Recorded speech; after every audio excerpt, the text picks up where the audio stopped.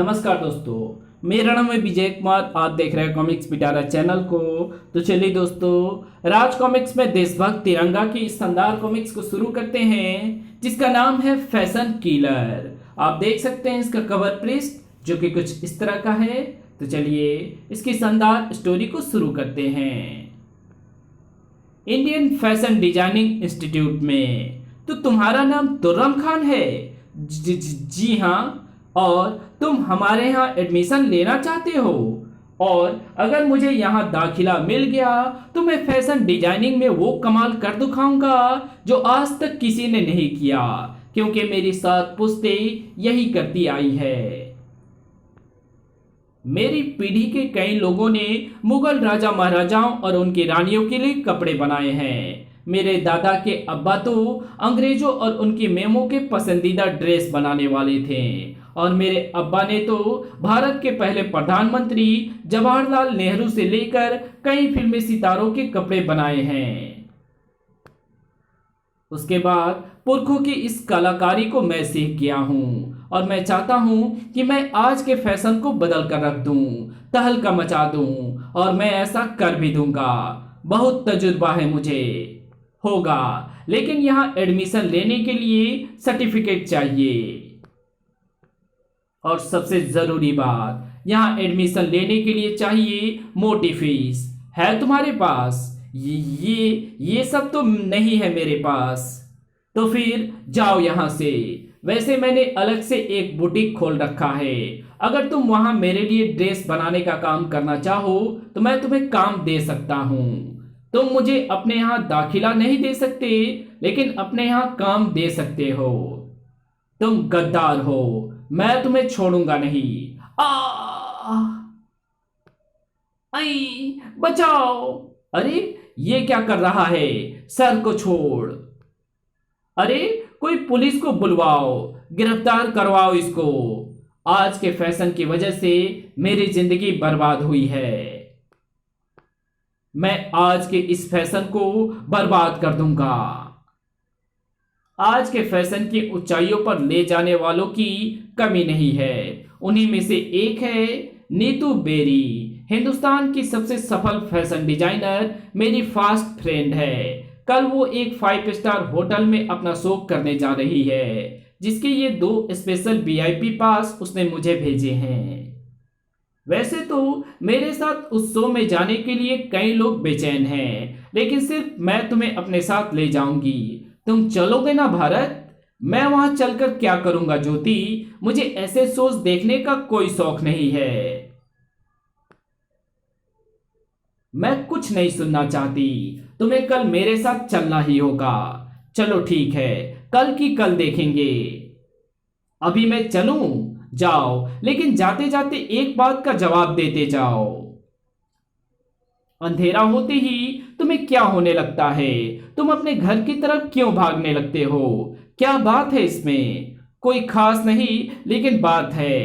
क्या तुम मुझे वो बात समझा सकते हो? समझा तो सकता हूं, लेकिन ना तो मेरे पास ये समझाने का टाइम है और ना ही तुम्हारे पास समझने का दिमाग। इसलिए तुम ये बात समझने का चक्कर छोड़ दो तो ही अच्छा है। अब उसे क्या बताऊं कि अंधेरा होते ही भारत का काम खत्म हो जाता है और उसका शुरू हो जाता है, जिसे सब कहते हैं तिरंगा। देशभक्त भारत देश के प्रति अपने कर्तव्य को निभाने निकल पड़ा था।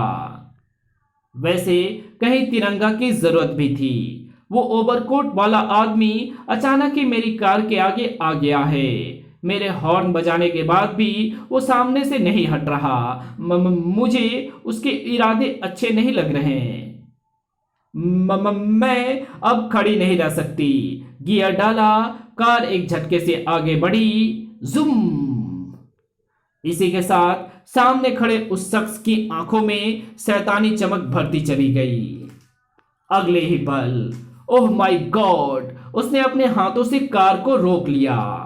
मुझे कार की स्पीड बढ़ानी होगी।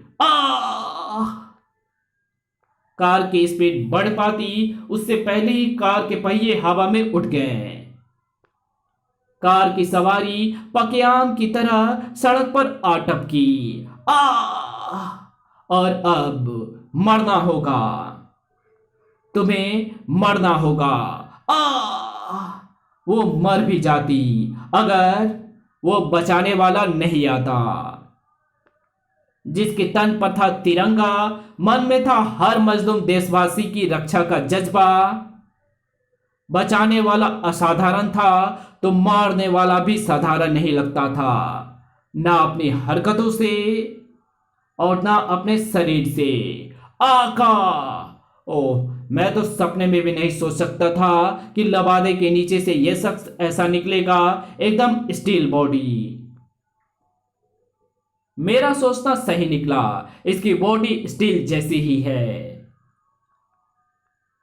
उसका वार भी उसके शरीर जैसा ही था। धड़ाक! उफ! इसके एक ही वार ने मेरे दिमाग को घुमा दिया।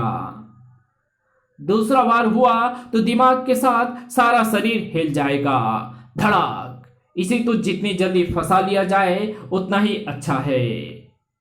ओह, उसने तो मेरे स्टील नाइलो रोप को कच्चे धागे की तरह तोड़ डाला। जितनी तेजी से उसने अपने आप को आजाद किया, उससे कहीं अधिक तेजी से वार किया। धड़ाक! उफ! इसकी टक्कर तो सांड के टक्कर से भी ज्यादा खतरनाक है। एक बार फिर वो मुझे अपनी टक्कर जड़ने आ रहा है, लेकिन इस बार उसे टक्कर के लिए मेरा शरीर नहीं, लोहे का वो मजबूत खंभा मिलेगा जो इसके सिर में कहीं डेंट डाल देगा। ओ नहीं, डेंट उसके सिर में नहीं बल्कि खंभे में पड़ा है, यानी उसके शरीर पर चोट का असर ही नहीं हो रहा। ओह, गुस्से में आकर वो लोहे के खंभे को ही चबाने की कोशिश कर रहा है। हे मेरे भगवान, उसकी कोशिश तो सफल हो गई। खंभे के मोटे फौलाद को उसने मूली की तरह चबा डाला, और ऐसा उसने इसलिए किया है क्योंकि वो खंभे को मेरे विरुद्ध हथियार के रूप में इस्तेमाल करना चाहता है। जब तक तिरंगा की समझ में वो बात आई तब तक देर हो चुकी थी। तिरंगा की जान पर बन आई थी, लेकिन लगता था हमलावर को तिरंगा की जान से कोई मतलब नहीं था। उसका शिकार तो दूसरा ही था। और ये बात चकरघिन्नी की तरह घूमते तिरंगा के दिमाग में तुरंत आ गई। वो उस युवती को मार डालेगा। अगर मुझे उसे बचाना है तो मुझे तुरंत ही संभलना होगा और उसे बचाने के लिए कुछ करना होगा। और इस समय करने के लिए सबसे अच्छा यही काम है कि मैं कुछ ऐसा करूं जिससे उसके हाथ में थमे लोहे के खंभे का संपर्क ऊपर मौजूद बिजली के तार से ही हो जाए और बाकी सब अपने आप हो जाएगा। हुआ, और जो हुआ अच्छा ही हुआ। लेकिन शिकार बनने वाली उस युवती के लिए नहीं, उसके लिए तो बुरा ही हुआ, क्योंकि उसे मारने वाला उसे पुल से नीचे की तरफ उछाल चुका था। अब वो पुल के नीचे मौजूद कठोर सड़क की तरफ बढ़ रही थी। और उसके वहां तक पहुंचने का मतलब था मौत की बाहों में पहुंचना, और वो मौत उससे कुछ इंच की दूरी पर ही थी। लेकिन अचानक वो कुछ इंच की दूरी खत्म नहीं हुई, या यूं कहें कि तिरंगा ने उसे खत्म नहीं होने दिया। उफ! रोप के टूटे टुकड़े को गांठ लगाकर उसे उछालने में मैंने एक क्षण भी गवाया होता तो नीचे की सड़क से टकराकर इसका शरीर तरबूज की तरह फट गया होता। अब मैं देखता हूं बिजली के करंट से बेहाल हो चुके इसकी हत्या करने आने वाले को, लेकिन वहां कोई नहीं था। ओह, वो तो भाग निकला। मौके का सही फायदा उठाया उसने। इस कहानी को यहीं खत्म करते हैं। इसके आगे कहानी पढ़ेंगे इसके पार्ट 2 में। तो मिलते हैं इसके दूसरे पार्ट में, तब तक के लिए बाय। अगर आपको ये वीडियो पसंद आई हो तो इस वीडियो को लाइक कर देना, चैनल पे नए हैं तो चैनल को सब्सक्राइब कर बेल आइकन को जरूर प्रेस कर देना, और जहां इस वीडियो की जरूरत हो वहां इसको शेयर जरूर कर देना, और हमारे दूसरे चैनल डिवाइन टेक्नोलॉजी और टॉप 10 पिटारा को भी जरूर से सब्सक्राइब कर देना। Thanks for watching my videos.